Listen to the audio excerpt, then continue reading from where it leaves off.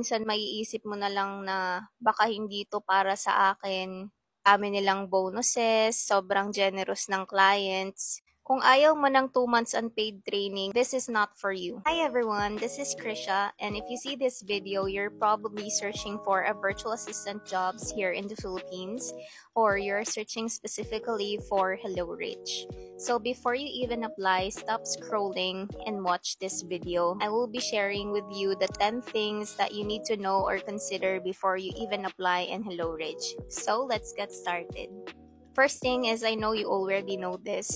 The training isn't paid for 2 months, but on the lighter note, it is given for free. So you will not be working with the client yet. And during those 2 months, they will teach you a lot of things, from the basics to prior authorizations, insurance verifications, like basically everything that a virtual assistant in healthcare will do.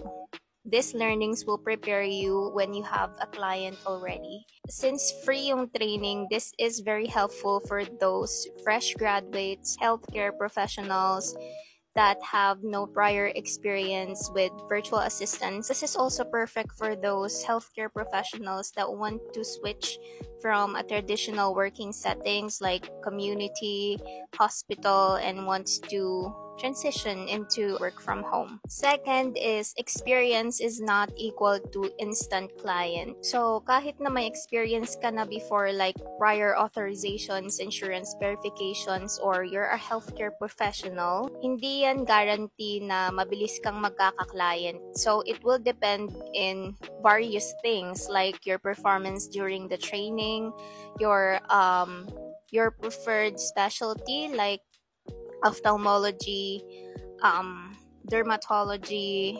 podiatry, family medicine. So you will choose, and not all that you choose will be available readily. Aside from that, it will also depend on the qualities or the specifications that a client needs. Some trainees will have a client as early as 6 weeks, but it is not the case for everybody. Some may take months, some are weeks, some after graduation. It really depends. Okay? So, ayun. I know marami kayong nakikita dito, like, yung sinishare ko sa inyo na nagkaroon na ako ng client ng 6 week pa. But that's not the case for everybody, and you should know that. Third is, the training is intense. You will have a lot of quizzes, activities, certifications that you need to pass in order for you to get endorsed to a client. During this time, you should have a lot of patience and a strong will to carry on the training. Fourth, you will doubt yourself a couple of times during the training. So, minsan maiisip mo na lang na baka hindi to para sa akin, baka hindi ako enough for this job. Honestly, I've felt that before. It's normal. You're learning new things that are not familiar with you. But don't quit just because it feels hard. It means that you're learning.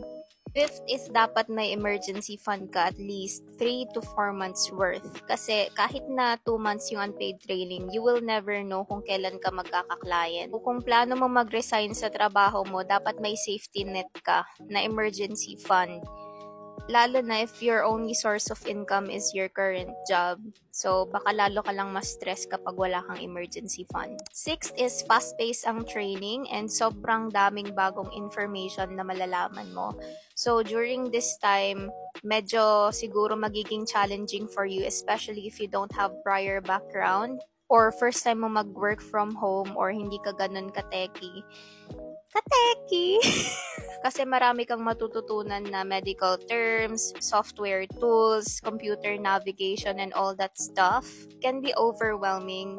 Dapat lagi kang open for new learnings kasi yun lang yung way para mag-survive ka during the training. Seventh, the entire training is in English. Kung hindi ka sanay, you need to practice first. I always say this in my previous videos na you can watch medical dramas in English, podcasts, what else?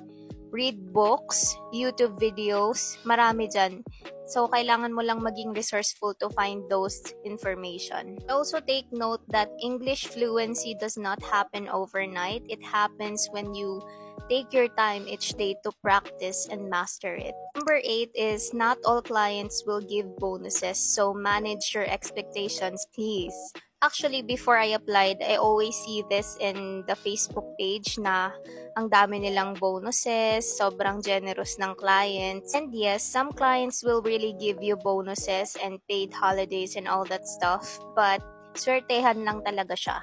So please, don't expect it kasi baka ma-disappoint ka lang kapag hindi yun naibigay sa'yo. Number 9, this is not for everyone and that's okay. Kung ayaw mo ng 2 months unpaid training and madali kang ma-burn out, gusto mo ng spoon-feeding information, this is not for you. Lastly, it's gonna be worth it, I swear. Now, if you decided to apply, I have a full guide. You can find it in the link in my bio and everything is there. So it is 100% free learning portal for your convenience. I just really wanted to share this information kasi I think no one really talks about them this way. And I think this would be really helpful for those future applicants. So that's all. Thank you for watching. Bye.